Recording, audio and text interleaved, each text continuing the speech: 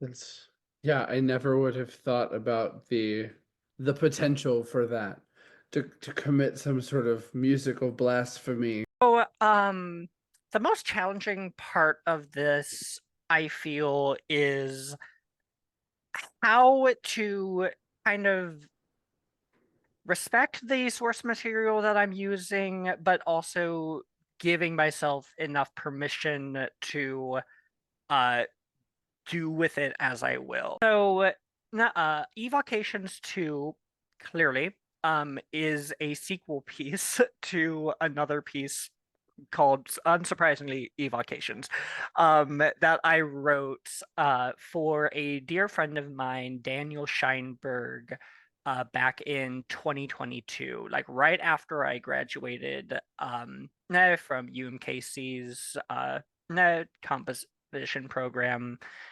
Um, and that piece was for solo flute, and it was very specific.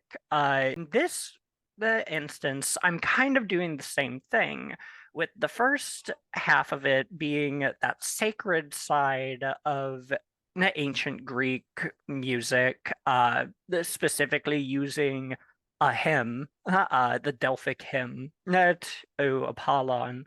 Whereas the second side, we don't really have like any like secular ancient Greek music as far as I'm aware of. So I'm less worried about the second half because I can just kind of make up whatever I want. But the first half, uh, even though not the Delphic hymns to Apollon are not necessarily used anymore for not worship, at least by mainstream, like a mainstream religion. I know that Hellenists are still out there and everything that uses that. It's still like that sort of sense of like I have to feel like I have to like respect it enough to where like I'm not like retroactively like committing like a blasphemy